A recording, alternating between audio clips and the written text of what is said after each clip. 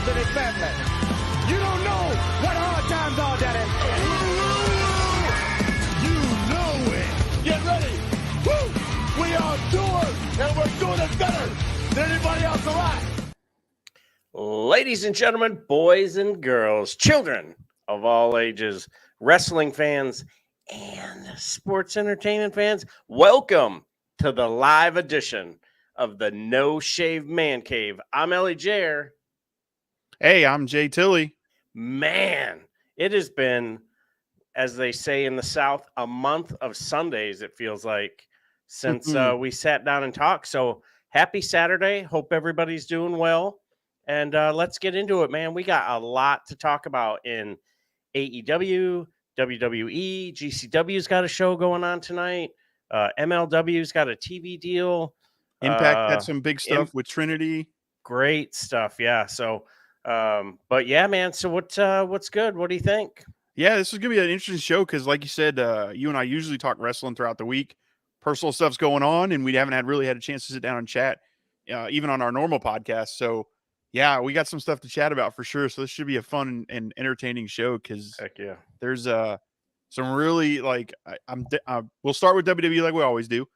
But yeah, I can't wait to get into the AEW stuff, and then maybe we'll save some stuff at the end to discuss some of like the Trinity showing up and some of the other things outside of the two main big ones. Because there's some New Japan news out there. There's some Stardom. We could talk Willow Nightingale and Monet looking like they're going to be the two finals in that women's G1 tournament or whatever they're calling it. So yeah, hey, I'm going to hit the Raw transition. We'll get right into Raw and start talking about some WWE, and then we'll continue on. Raw is Jericho!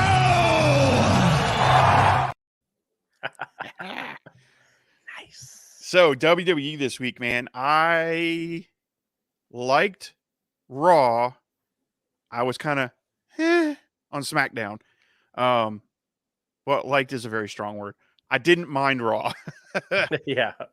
It was I guess I like the fact that the Usos come out, or not the Usos, the Judgment Day come out and challenge KO and Sammy.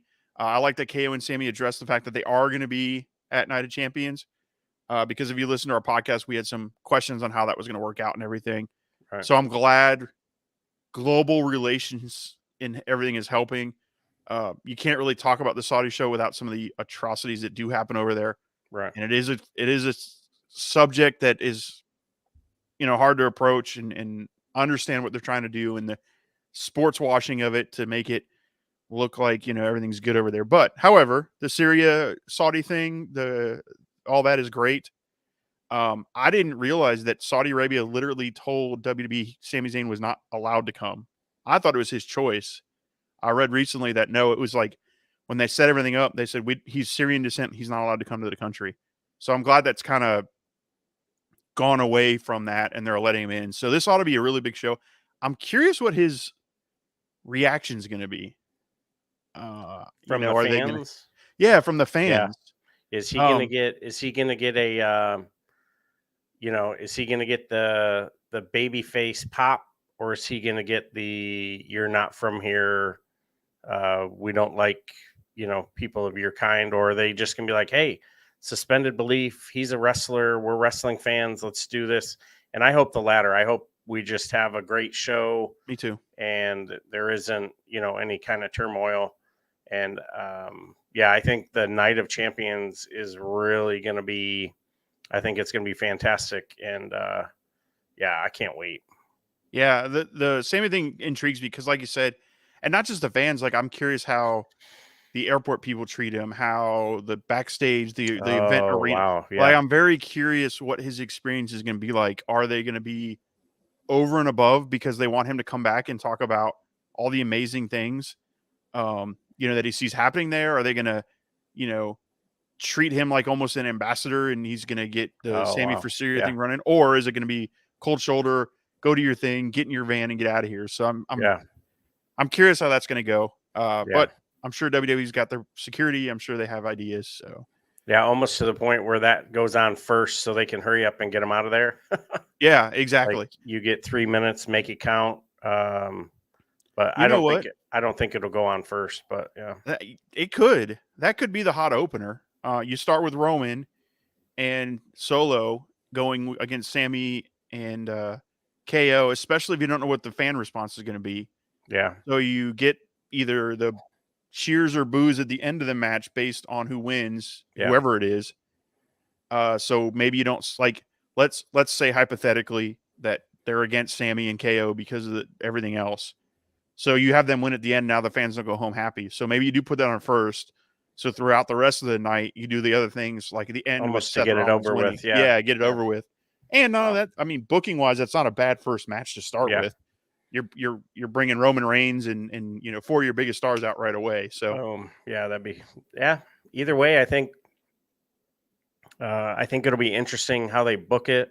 They have a couple more shows with Sammy and Kevin being the tag team champions. They can be on both shows so they can talk about the match, and Heyman can show up with that visitor's badge again, like he did this week, and chat it up. So did they pre-tape Raw, or was it the only one they pre-taped? I think the only one they pre-taped was SmackDown, right? Yeah, they recorded both Smack. Okay, Mhm. Yeah, that makes sense because I got to travel. Okay, because I'm not going to give them away on the show, and I will never give away spoilers on anything I watch or read because I don't like them and I try not to read them. However, I did see the spoilers on next week's SmackDown, but we won't talk about it here because I don't think it's fair. Yeah, I don't think if you don't want to know, you shouldn't have to know. And Yeah. if I accidentally click on a link, that's on me, and I'm not going to spread those rumors. yeah. So Look away. yeah, look away. Yeah, The other big standout thing for me on Monday night specifically was Gunther, man. So I enjoyed Monday night as a whole because I felt like they set up so many different story directions. yeah, They had plotting with the KO story and the Judgment Day throughout the night. Then you had Heyman in the background talking to the Judgment Day. Then you had Heyman talking to Imperium, which is a flashback to last week when they took on. Now, the only thing is I feel like they blew their wad a little early by having Imperium lose to KO and Sammy the first night, like 2 weeks ago. But however, whatever. Now you got Gunther involved in it. I thought the pacing of the show was good. I thought it did a very good job of that episodic TV thing I like. And for those that maybe are new to us or haven't listened to our podcast, I have a thing about wrestling. It's episodic show. And I love it. Like when you look at The Sopranos or you look at any of these really good Deadwood or The Shield or any of those really good episodic, every show you end on something. I love that feeling. I like when my wrestling has that where you're like, oh man, yeah. I cannot wait to see what's next week. Like, I know our fans get a little upset, but like AEW does most of the time, like Kenny Omega getting betrayed by Don Callis had me all week going, oh my God, I can't wait to see what Don Callis says. I was just like, how can he justify what he did? And, just like Paul Heyman, how can he justify, and, the fact that we haven't talked about the fact that Brock Lesnar is a hired hitman for Roman Reigns. So that's true. That's like in the back of my mind going, okay, well, wait a minute, this could play out. But then I think, oh, well, maybe not, because WWE isn't as an aggressive, creative storytelling / booker. So it may just be like, oh, I'm going to set this table up, but I'm not going to use it. So, but yeah, I thought the show was really good. The personality and like the way Gunther is carrying himself, just absolutely what a champion should be. And with Raw being 3 hours, he's so much, and nothing against Austin Theory, but he is so much more entertaining to see multiple times on Raw than Austin Theory, because you get this snarky little, I'm the best and I beat John Cena just like I said I would. Okay, well, like, let's do something else. Let's quit talking about that match and move on to something else. So good pacing. The crowd was into it. Obviously it's good to see Cody. I was interested to see what Becky would say and how that that whole situation would go. Not a huge fan of battle royals, but when they happen, you got to watch, because sometimes it's like a traffic jam because you've got 20 people in there, and then it's like a car crash when it gets down to 5 to 8, and then you start seeing those really cool, like when Ricochet and Logan Paul did the crash in in the middle of the ring. So I'm glad you didn't mind Raw, because that's normally the one that you really have to grind through. SmackDown let us down a little bit, but absolutely. I thought Raw, like I was saying, had very, very good pacing throughout it. It left you on the hook to like what's next week, so it picked up a lot of those habits I like when I watch my wrestling. And like you're saying, the Battle Royal, and my least favorite type of match. You can go back and listen to our podcast on my rant on Battle Royals, but I'm not a fan of them. I think they're boring. However, I really enjoyed this one because I thought they did a good job of setting up separate stories. Yep. Which makes sense if you're doing a roster reset. You can use a Battle Royal. Like, they have their purposes, right? They're good to... I remember back in the day when I was a kid and the Royal Rumble would take place. And the Royal Rumble would set up your stories for the next 6 months to a year sometimes. Yep. Like, the Undertaker eliminating Bret Hart. Okay, now they're going to feud. Or, everybody jumping on him to get him out, and now he's going to go out for revenge. Like, I remember it used to set up stories. I don't feel like they do that as much now, but I felt this one did. There was interactions in the ring that I'm like, oh, I really want to see Ricochet and Johnny Gargano go at it now. Yeah. Oh, man, I want to see Positive Ali and Gunther. Like, I think that's going to be a hell of a match. And we talked about it, like, Styles makes matches. And we, again, made the AEW comparison. But if you looked at Claudio and Phoenix from Dynamite a couple weeks ago, I feel like Triple H went, ooh, I like that. Let's do that, because it's kind of the same dynamic, and I think you're going to get very similar of a match. But it was very enjoyable. Yeah. Gunther is absolutely earning his paycheck. Imperium is a perfect mix of personality and heel. And once they figure out what they're really doing with the tag team championships, and those can be part of a story. Are they going to split them? Are they going to keep them together? Are they going to come out with new titles, or how they're going to do that?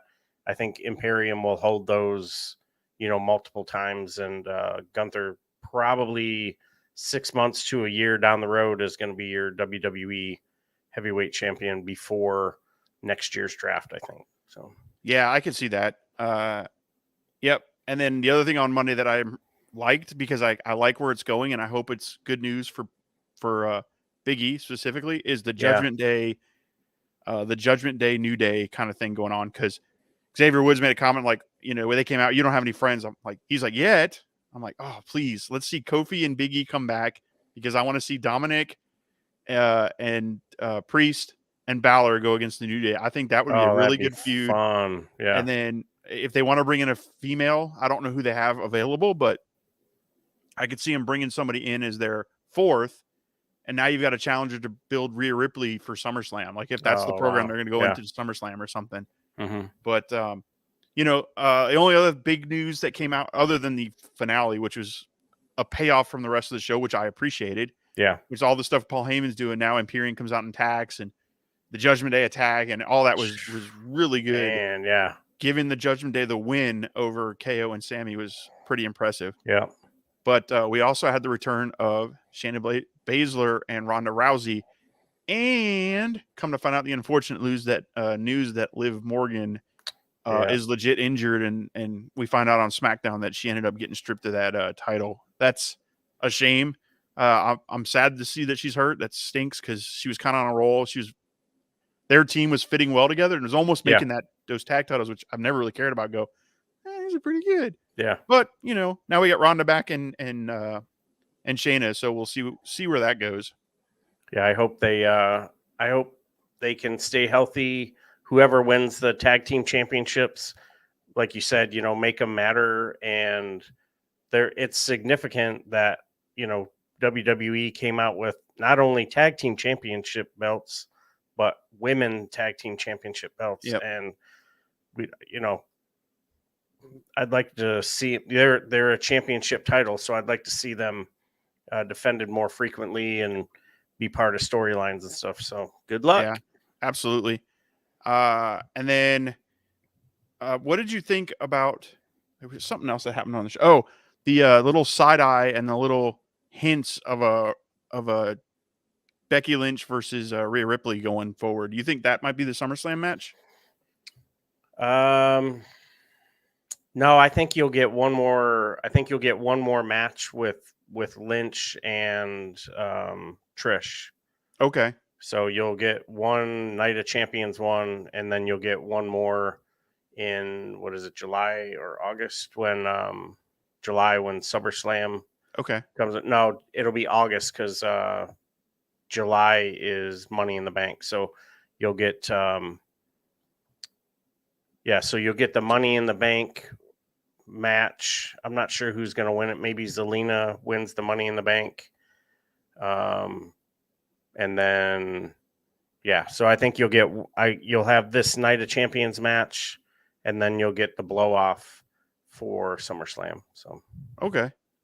Yeah. And Money in the Bank should be interesting because it's in England. So are they going to give a hometown person like Drew McIntyre a win there? Oh, man, that'd be awesome. I don't know what female wrestler they've got. Yeah, that'd be interesting. And then, or do you have Becky Lynch? Well, no, if you're thinking she'll do Trish. She'll go against. She'll do Trish. Don't make it weird. You think they might go? Huh? I don't know. But what about Nearly a Hero, or Almost a Hero? Oh, Nikki Cross. She's from Scotland, but so is Drew McIntyre, and they acted like he's they acted like he was from Wales. Like, hold on, yeah, this is his hometown. No, it's a different country, but but that's all right. So how many ratings did you give Raw? I think I gave it one of my higher ones. Yeah, I gave it 3.5 beards. I thought it was a good show. I didn't hate the Battle Royal in, like how you said, how it put stories together, or it like connected some wrestlers together, superstars together that can make a show going forward, make some storylines going forward. And I just wish they would quit saying that Rhea Ripley and Bianca Belair are the opposite show champions. That's making me, it's driving me nuts. Crazy. Like, okay, like, present the new championships. Are we going to do this at Night of Champions? Does, just something like, my biggest thing is, it's not like they didn't know they were going to do the draft. It's not like they haven't planned this out a year ahead. Why not the day after the draft go, all right, here are your new belts? Yep. Like, there's something weird with the way they're dragging this out. Maybe if Asuka wins at Night of Champions, they're just going to present her with a new belt. Yeah. Like when during the NFL draft, the player comes out, he leaves Alabama or Notre Dame or University of Miami, wherever he played. Now, the New York Giants are the first pick in the draft. They choose, Umpty Scrunch, University of whatever. He comes out. He gets that Key and Peele. Yeah, Umpty Scrunch. Sorry. He gets the New Jersey, and they could have done something along those lines. We'd like to now present your women's champion for Friday Night SmackDown. Here's Bianca Belair. Here's your new champion. And it's just, but we'll see what ends up happening. I'm interested to see what how much longer both of the champions hold the titles. Yep. They're reinventing. They're trying to update the record books for the WWE, and they're definitely doing it. Roman Reigns, it'll be 1,000 days, the Night of Champions. And first I was upset, like, wait a minute, you're not defending the undisputed Universal Heavyweight Championship? No, because they're trying to make the WWE Championship the main event. Okay, cool. So if Roman Reigns is on the card, you're instantly thinking, well, he's the main event. Well, you're going to, dilute that world title, the WWE World Heavyweight Championship, And so him being on the show, going for a different title, not being on the main event, I think will bolster that, championship a little bit. But, stranger things could happen, and we could definitely see, some kooky booking. Vince could come out and go, all right, who's my two biggest guys? Omos and, someone down Baron in Corbin. Yeah. You guys are gonna interrupt the tag team championship match, and I'm gonna add you to the match, and you're gonna win. Like, what? What? Yeah. So, but Hey, that's happened in the past. yeah. And then, Jeez. so back up just a little bit. I gave it 3.5 beards also, kind of like what I already talked about. Mhm. Thought it was a really good job throughout the show. I love the little Easter eggs in the back of Paul Heyman talking to people, of JD McDonough walking away, and Finn Balor looking at him to maybe adding him to the Judgment Day. Good stuff. Then we rolled into SmackDown, and I thought the opening segment of SmackDown with Roman Reigns was perfect. I loved the subtlety of the annoyance on his face when he's walking in the ring, like, oh, I got to deal with these guys again. Or when they interrupted him, like, I got to deal with these guys again. I loved the turnaround to leave, disgusted the Usos for interrupting, turn around to leave and bumping into Sikoa, and then like terrified of him and like almost running up the ramp. I was like, all right. Then you get the backstage segment. Like, everything to do with the bloodline and that whole story is so good. Yeah. And I was worried I was going to get tired of it and get bored of it after Sammy didn't win, and then they beat him. And like, I was like, all right, but they're doing enough to keep me hooked. Now, obviously, they're not going to keep doing it because eventually, Roman's supposed to go do some movies and he's, all this other stuff. So eventually they're going to have to wrap it up. And I feel like it's coming to that. You left Solo standing there looking at his brothers, and it was just like, oh, okay, cool. But and then they go backstage, and he's like, I had more to say to them, and you interrupted, and he's so pissed at him, and he kicks him out. Good stuff, man. Yeah, I thought that Heyman, he plays his part perfect every week. So good. And just like sprinkles in the deceit. And then when Roman was sitting there, he was boiling mad, and Solo was just looking at him like, I don't know if I should be pissed because you bumped into me. I don't know if I should be pissed because my brother's interrupted, or I'm pissed because you mushed my brother, and all he was trying to do was help the bloodline.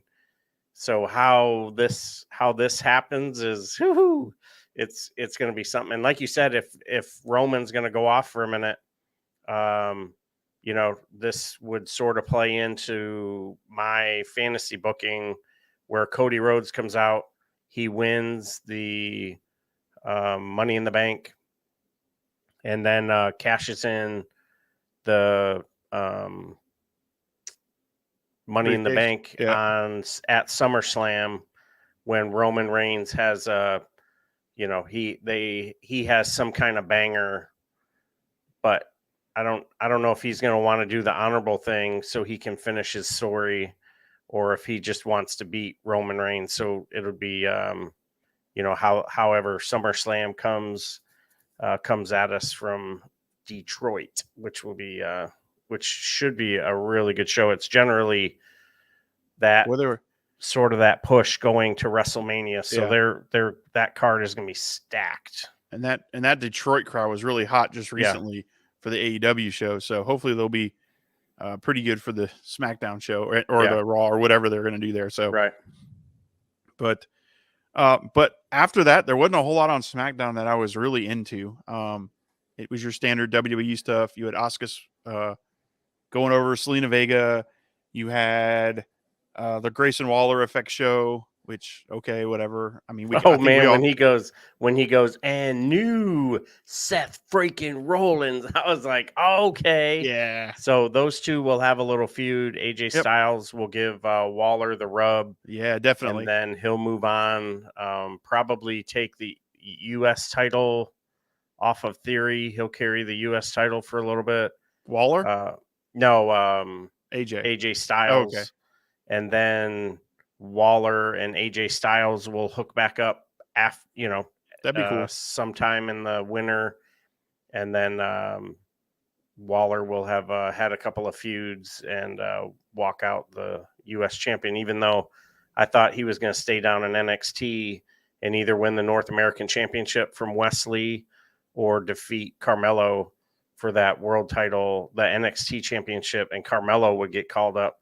But, they still have Braun Breaker down there, and Dragic is still down there. And so that'll be interesting how that, how they wrap all that up and get the roster ready for SummerSlam. So, but yeah, the Karrion Kross thing was kind of interesting, and not just because Scarlett was on, but them producing that card with AJ Styles. And I was like, wow, that's definitely different. And it's very, very impacty, because Impact does a lot of like spooky, dark kind of thing. Yep. And it wasn't like grungy and dark like Lucha Underground, but it was cool to get Karrion back out there. I don't know if he's going to be involved with Money in the Bank.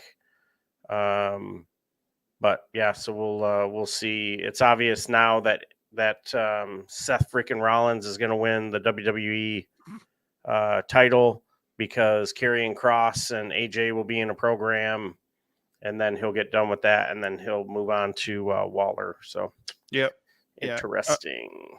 And you mentioned NXT. What did you think of the other NXT call-ups and how they showed out for the show? I think they've been doing much. This is probably the best use of the NXT superstars so far. Yeah, because we had Pretty Deadly go over Butch and I was Butch and Cassidy, but it's Butch Cassidy and Sundance Kid. But then Ridge, you had Ridge and Butch. Yeah, that's right. I thought that was pretty good. I'm still confused why the NXT Women's Tag Team Championships are on SmackDown. Yep. And why not put them in the tournament? Why not put them in the Tag Team Women's Tournament? Yeah. Like they're established champions. They're on the main brand Raw, main brand. Why not say, hey, we're going to put them in the title picture? I thought that was weird too. Obviously it's because, Shayna and Ronda are going to win it. So you don't want to them as a talent real quick, but logically and storyline wise, or as if it was a real sport, you would be asking, why are they not moved up? Whatever. It is what it is. Right. And I was hoping, so they talked about some of the commercials for the Night of Champions. Just makes me want to play a vignette. Let us know about a match. Let us know about, tell us what they do with the 4 pillars. I think talk to us about all the stuff that AJ Styles has done throughout his career that makes him a worthy inaugural champion. Right. They did a pretty decent job with Seth Rollins a couple weeks ago. They did okay with AJ Styles. Okay, fine. Talk to us about Bianca and Asuka. Play some vignettes, show, what she's done. We already know they're going to have a match. But yeah, I think I was hoping for some vignettes or something, but I was really hoping Asuka coming back with this murder clown thing would be better. But all she's doing is the mist and the laughing at you. I'm like, come on, man. I hope she beats Bianca just because that it will at least give us something. Yeah. But I don't think that she's going to. And then, I don't know what's going to happen with it. But the match with Selena was pretty good. I enjoyed it. Yeah. I think she does lose. And then the Street Profits and her go heel, and they're a little faction for a little bit before they break up and go off and do their thing. But yeah, I think Asuka wins the women's championship, and like you said, they present the new title next Friday after SmackDown. Yeah. And then just to end the night on the bloodline and the bad news for the Usos, you get the Mysterio and Escobar beating him at the end with Sammy and them interfering. Perfect. Yep. I loved it because I was I was going to the match thinking, oh, it's going to end in a double DQ or it's going to end in something goofy. Now that, I mean, it still was kind of goofy and shenanigans going on, but it was done well enough because they didn't really do anything. Yeah. Except for Sammy pushed him off the top rope, but whatever. Like, I thought it was pretty cool. Little payback, little receipt. Yeah, and it's going to be interesting going into Monday night. Like, if they're going to, well, Roman's not on Monday, so I guess next week when we actually see SmackDown, what the pushback's going to be, because Roman's not going to be happy about that. Right. So SmackDown, I only gave 2.5 beards to. I thought it was an okay show. It wasn't my favorite by far of the week. That'll be Dynamite when we talk about it. But yeah, I thought it was decent. Yeah, likewise. I gave it 2.5. I wanted to see something a little bit different from the LA Knight Boogs. I think you're sort of building LA Knight now because he's talking about I didn't lose. I forgot about that. Yeah. So you got him turned, and then you got Cameron Grimes finally said to the moon. To the moon. So that so you're getting his character out there. You've turned LA Knight, and you'll start building him to compete for a championship. So, yeah, I think 2 hours. They could have gotten a little more wrestling in. They got more wrestling in than I was expecting, but it was like a quick match with Asuka, a quick match with the NXT Tag Team Championships, and then that vignette and the Boogs match. Yeah, it was real. Yeah, everything was kind of quick. Yep. But speaking of quick, we will be back in a quick minute. We got to pay the bills somehow. So here comes our nice little Pro-Am belts. Thank you to them for their sponsor.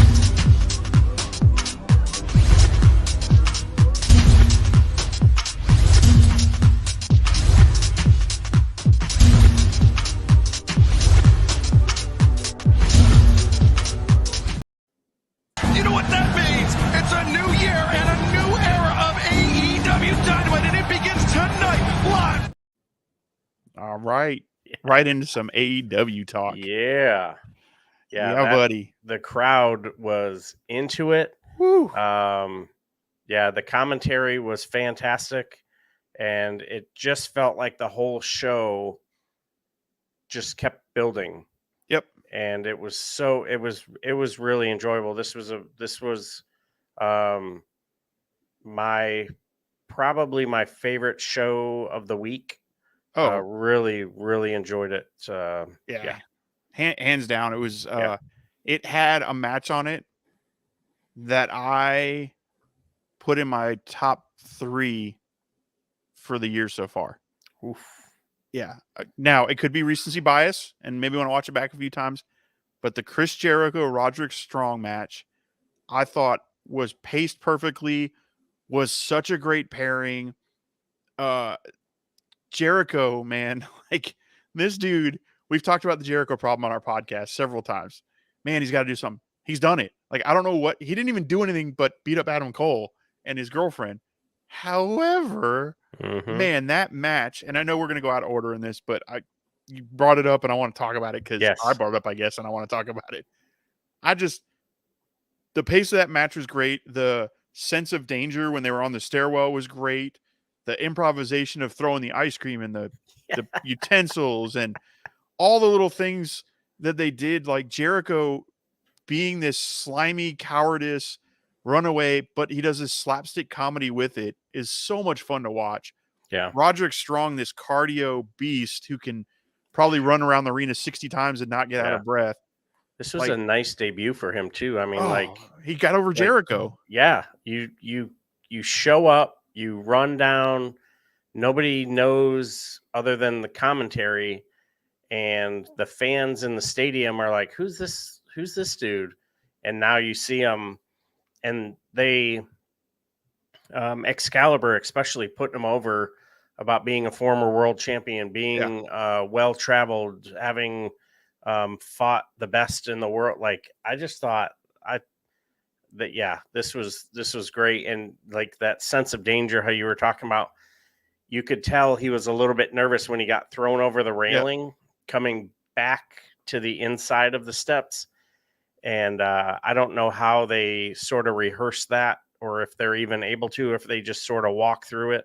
And, the referee didn't, she didn't seem like she was super in the way, because she usually like overplays her hand a little bit. She's toned it down a little bit. Yeah. She used to getting a lot of flack for that. Yeah. I think that was fantastic. The Mr. Smoothie or whatever it was, the ice cream. Yeah. Softy, Mr. Softy.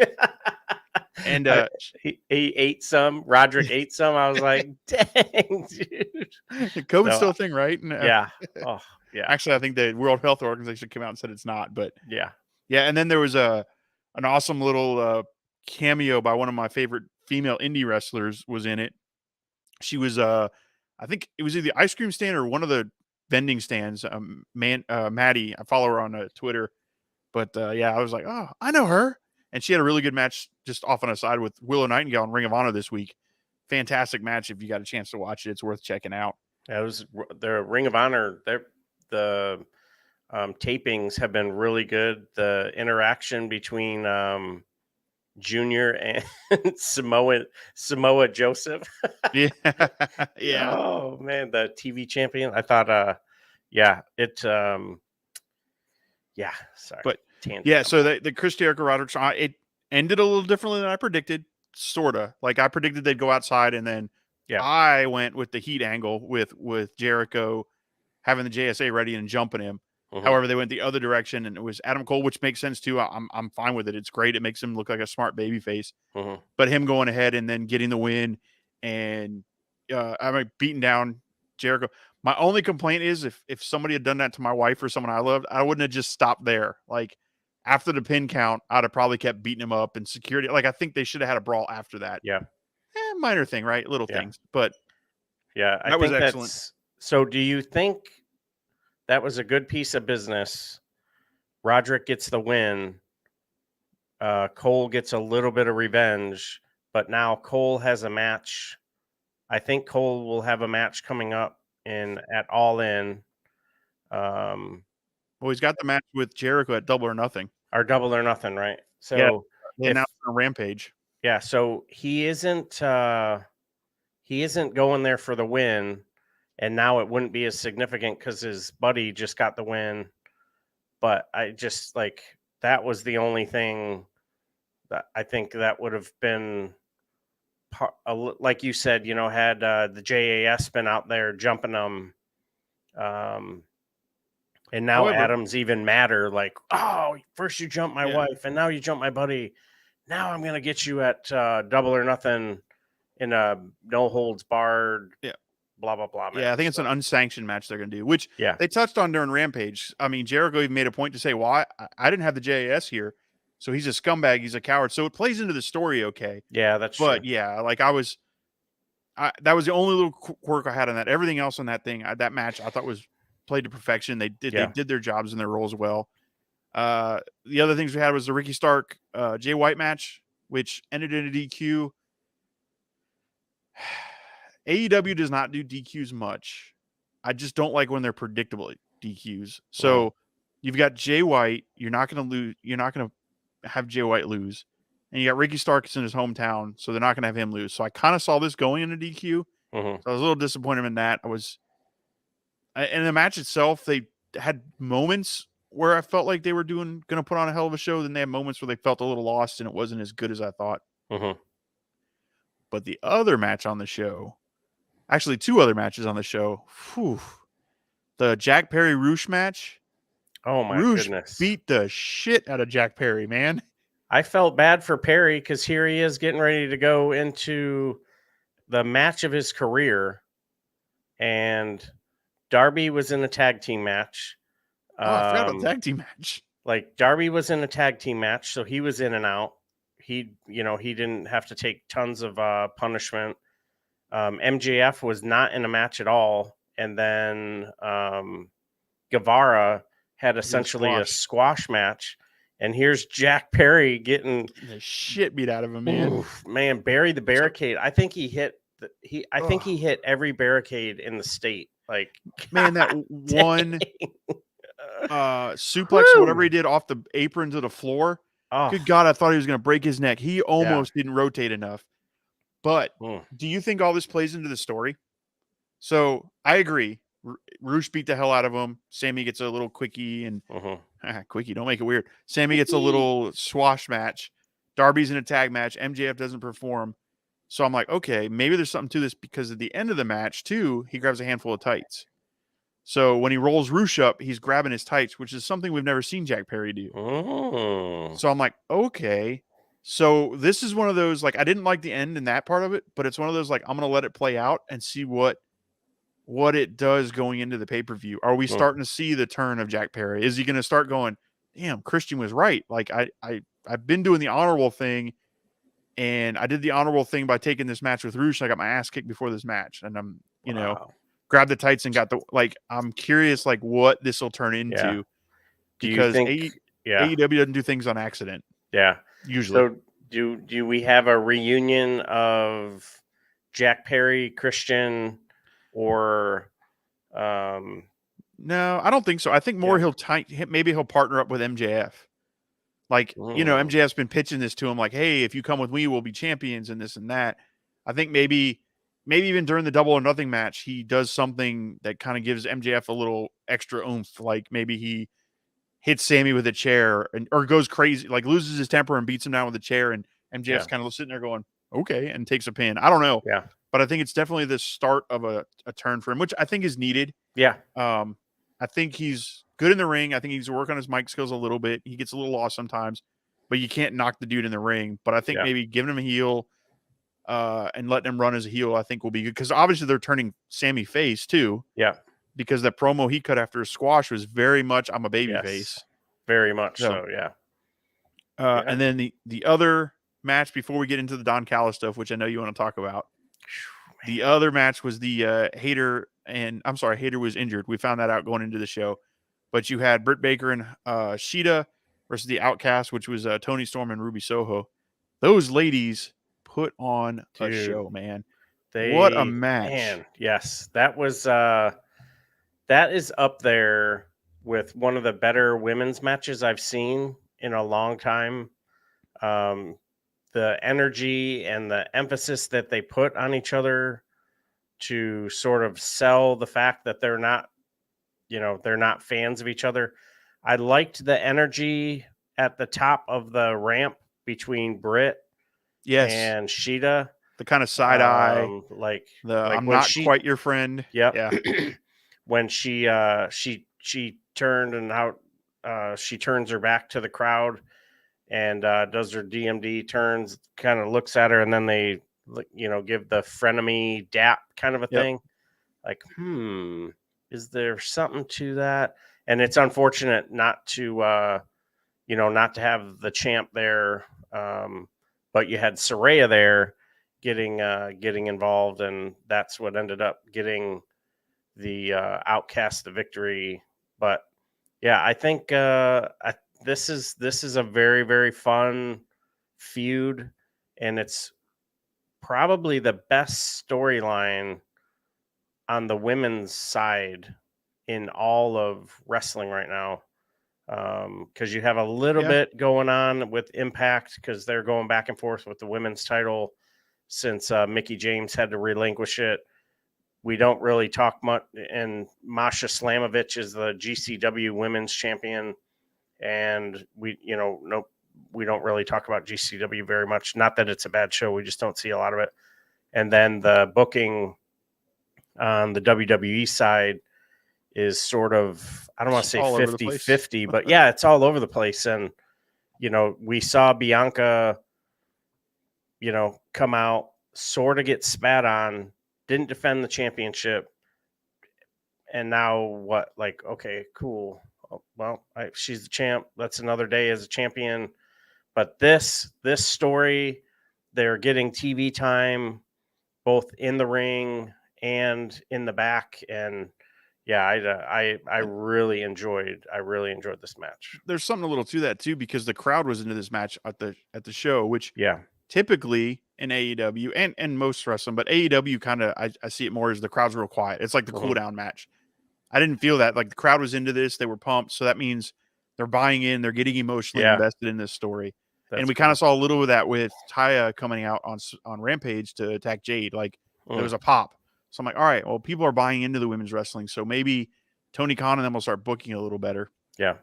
But yeah, when Taya nailed the girl that was supposed to come down for the 60-0 match, I was like, dang, she's got spikes on that jacket. And yeah, that's going to be a fun one. I cannot wait. Yeah, that's Double or Nothing too. I cannot Double or Nothing's going to be a hell of a card, man. And I think Ty take man, do they have Ty take the title from her? Man, we're going to have to do a Double or Nothing and a Night of Champions preview this week. Yeah. So now that you're not going to the out of town, and unfortunately you're not going out of town. Unfortunately not going out of town, yep. But we'll be able to talk some more wrestling, so I'm always good with that. Yeah. Woo! Then we had Don Cal. I mean, there was some other stuff on the show, but you know, I did want to touch on one thing because I don't think it's insignificant. MJF, when Renee Paquette went to interview him, hey, how do you feel about your chances now that you've been watching the Pillars and all they're doing, and smacking the mic out of Renee's hands. Well, first of all, her selling was great, like her face, and even her interactions with Orange Cassidy early in the show. Like, can we get a chair? Yeah, yeah. And then when he asked her if she wants to be in the match, you know, like, oh man, you know, because you know we find out he's doing that 21-man battle royal, and he's going to be defending that and I think he'll win it personally. But yeah, when he smacks that, and I was like, ooh. And then the first thing I thought, I was like, dude, that's Jon Moxley's wife. What the fuck are you doing? Because I would not want to piss that man off. No. So then the second thing I'm thinking is like, well, is that a seed? Like, are we planting those seeds for down the road? Like maybe Mox makes a comment like he noticed it, and it'll be something like when he's done with this Elite saga, maybe that's the next thing for him is going after MJF. Oh, wow. Yeah.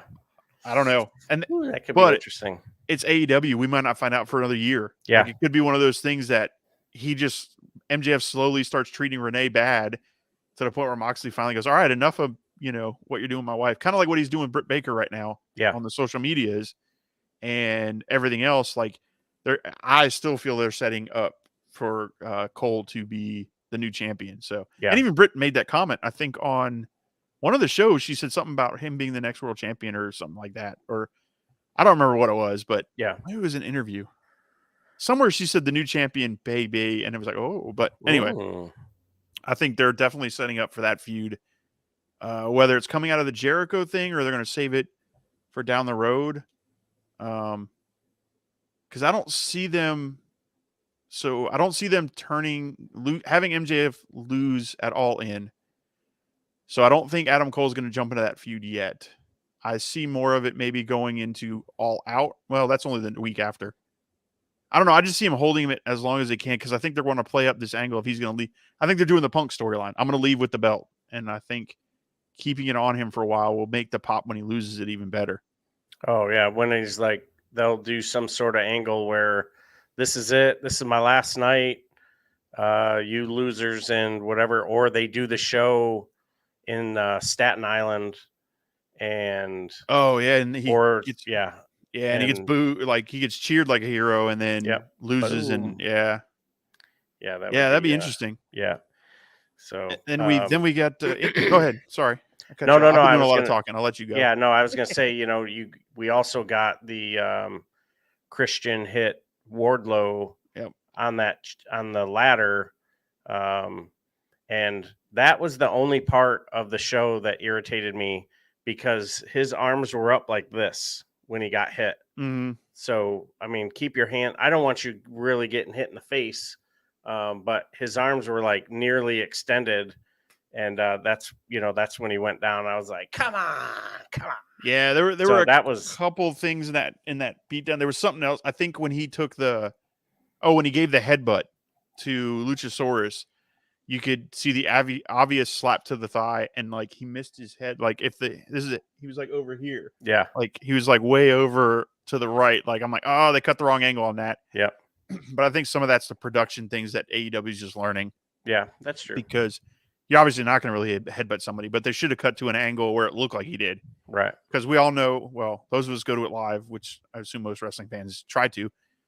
It looks a lot different when you're there live. You can kind of, like, I like to see how the sausage is being made. You can see the slaps a little better. You can see the calling of the moves in the ring and all that if you really pay attention. So it kind of dims the magic a little bit, but it's still amazing what these guys do.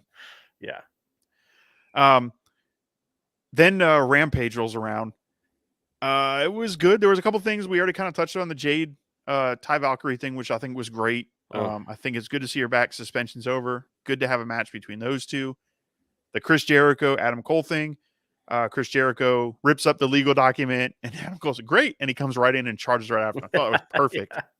Perfect. And now we've got an unsanctioned match for them, which will be interesting to see a double or nothing. I do like that AEW is kind of using the pay-per-views to do their stipulation matches now, because now you got Christian and Wardlow in a ladder match. Oh my goodness, that's gonna be so good. That's such a good story too, because that's Christian's jam. Yeah, he's a master at them. If Wardlow goes over, that makes the TNT title more significant. It's not the hot potato title, right? But if Christian wins, then maybe he makes the TNT title legitimate, and he'll hang on to it for a little bit. I don't know. I can't really tell which way they're going to go. If he holds it, then I'd see his sidekick there. Luchasaurus, sorry. I was going to say Brontosaurus.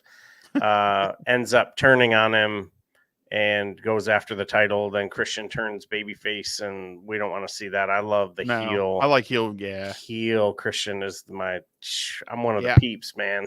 my guess is Wardlow goes over, and then you set up Luchasaurus and Wardlow down the road. And I think that'd be a fine way to do it too. I have no issues with that. I think, Christian, he could go his whole AEW time and not carry a belt, and I'd be okay with it. Yep. But you've got that ladder match. You've got the unsanctioned match. You've got the Anarchy in the Arena. Oh, we didn't talk about Don Callis. I moved into Rampage without talking about that. So Don Callis comes out, does his whole, all right, I'm going to tell you why, and boom, the Elite hit immediately without him really even getting to give a response, which then are cut off by the Blackpool Combat Club, and they're beating down Omega. And I love the shot of the Young Bucks. Well, first, I love the Young Bucks attack in the beginning of the show, where they threw their suitcases at them and had a little parking lot brawl. Yeah. So they're beating down Omega, and they're dragging out the weapons. And I'm like, all right, here we go. And then Hangman makes his return, man. Oh, I am not going to lie. I got a little emotional. I was like, oh, I'm a little emotional. Like when he stood in the ring with them and he looked back and he said, "We are the Elite." I had to pause it, and somebody was cutting onions or something. I don't know. But it was just like, oh, man. Because, I've been watching the Elite since. So AEW announced itself. I went back and started watching some of the older stuff. So, like, they got this huge library of stuff. They're all these really good friends. It was just like, oh, that was awesome. So I can't believe we didn't talk about it right away. But amazing. And then obviously we're getting the Anarchy Arena. That'll be fun too. Arena. Could be weird. Yeah. But again, it was one of those things where I didn't see Brian take a bump. So, like, I saw him slide out of the ring, and they might have, but so I'm a little concerned that he might be hurt or something. But maybe, I don't know. Maybe he is a little hurt, and they're going to replace him with somebody else. Are we going to get a 5-on-5 rolling into Anarchy in the Arena? Like, oh man, Takeshita ends up coming up and going with Callis and joining the BCC after all. Oh. And then you get, Ibushi showing up, or who knows? Or you get Takeshita with the Elite versus whoever they bring in on the BCC side. I don't know. Could be interesting on what they're going to do. But we get a little bit, I mean, they mentioned it on Rampage, but Rampage is kind of being, it's kind of a not essential show to watch. So, which goes by so quick too. Yeah. Just like, you get a bunch of commercials about AEW, not commercials, but like vignettes of next week on Rampage and this. And at Double or Nothing, at then they talked about Wembley. Totally over the moon with what AEW is man. doing. Congratulations to Tony and the Pillars and Jericho for, you know, betting on himself and what they're doing. It's freaking fantastic. Nearly 70,000 tickets already sold. And Still haven't like, announced the match. yeah, like there's speculation on, you know, who's going to be the main event, who's going to do this, who's going to do that. You know, I'm clamoring to see what's going to happen at Forbidden Door. Yep. It's just like, man, this summer is packed with fantastic wrestling and sports entertainment. And I couldn't be like, man, I'm just, I love wrestling. And it says something about like the patience of Tony Khan too, because he's got Forbidden Door, he's got All In and All Out. Apparently they're going to do both shows week after week. Mm-hmm. He's got 3 big shows coming up that people are talking about. However, he also knows he's got Double or Nothing, and he's not like talking about those other shows yet. We're not hearing announcements or anything else. He's going to like, all right, I'm going to do these stories through this show, and then this show will lay the grounds for whatever's next. And I think that's very patient of him, because he could easily go, man, we're only at 65, 9 or whatever, how many tickets. I'm going to go ahead and announce, you know, Will Ospreay, Kenny Omega 3 for All In, or 2 for All In. And everybody's like, oh, more ticket sales. But at the same time, now you've ruined kind of any stories that could lead into that down the road. Yeah, the slow burn that they got going on. So kudos to him. And on top of all that, he just sort of like, oh yeah, by the way, I signed $1 billion TV deal. No big deal. No big deal. And Ring of Honor, 2-hour show. Yeah, and Ring of Honor is doing great. Collision. Let me just go ahead and hit that real quick. I love the logo, by the way. I don't care that it looks like a WCW. Me neither. But I just worry. There was a Nick Khan talked about that he was open to moving SmackDown to another night once they decide what they're going to do with the next TV deal. I say you just leave well enough alone. That way you're not, you know, you don't roll back into a war. I don't want Friday night. I don't want SmackDown on Saturday. Now I've got 4 hours of wrestling on Saturday. And Endeavor. So Endeavor also recently came out and said they're not too happy with Fox. So they are looking to move it off of Fox too. Yep. But the one thing they are, and the other thing I've heard is that WWE does the Saturday pay-per-views every once in a while. Well, now the talk is to do them every Saturday because it'll be direct competition against AEW. Counter programming. But I think Collision's gonna be good. I think the roster split / not roster split will be interesting to handle. I think the rumor of Bryan Danielson and CM Punk being, well, I don't know what CM Punk's doing now. We'll see what happens. But Bryan Danielson for sure, Daniel Bryan's, whatever he goes by. I hate that he just flipped his name around because it messes me up. But the fact that he looks like will be one of the main producers / creative in charge of it that's potential right there. That's gonna be kind of cool.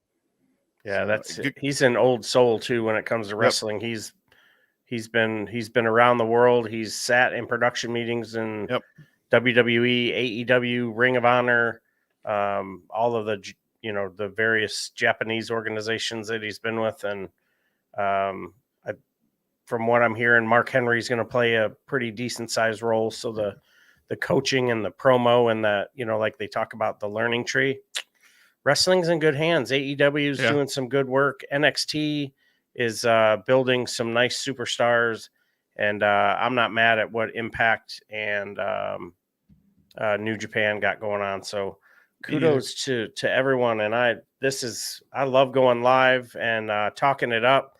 It sucks that we only get an hour, and man, we're done. Yeah. Real quick before we leave, I just want to throw this out there. I didn't throw the Will Ospreay Kenny Omega thing out just because. If you watch New Japan and you watch the Wrestle Kingdom match, during that match specifically with Will Ospreay and Omega, Don Callis several times in commentary said, man, Will Ospreay is like a younger version of Kenny Omega. And he said it so I'm like, ooh, they're going to bring in Ospreay to be the one with Don Callis down the road. Oof. But you all have to stay tuned or catch us on our podcast when we talk about that. Podcast? What? We have a podcast? What? Yes, we do.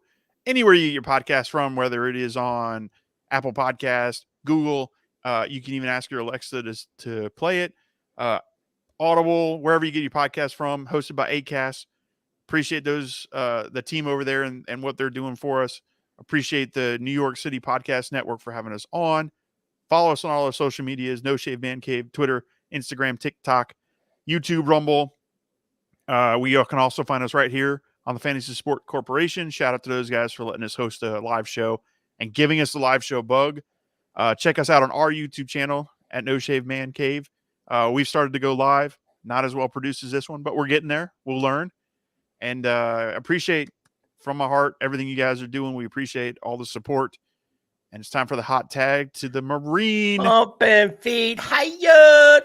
Thank you for giving us the love that you're giving us. All the downloads, nearly 35,000 downloads, almost 1,000 followers on Twitter. Hit us up on the tube of YouTube. Like, subscribe, and follow. It costs you nothing, and it makes me feel all warm and loved from my chinny chin. So keep it up. To all of our brothers and sisters in arms, thank you so much for your service. Some gave all, and all gave some. Can't wait to see you back here live every Saturday from 7 to 8. And we have a special show coming at you. The Remember 22 will also be live. So come check us out. We're going to be in a 3 or 4 man booth. So pumped. Can't wait. So until next time, friends, fam, nothing but love. Take care of yourselves. Take care of each other. And we'll see you on the floor.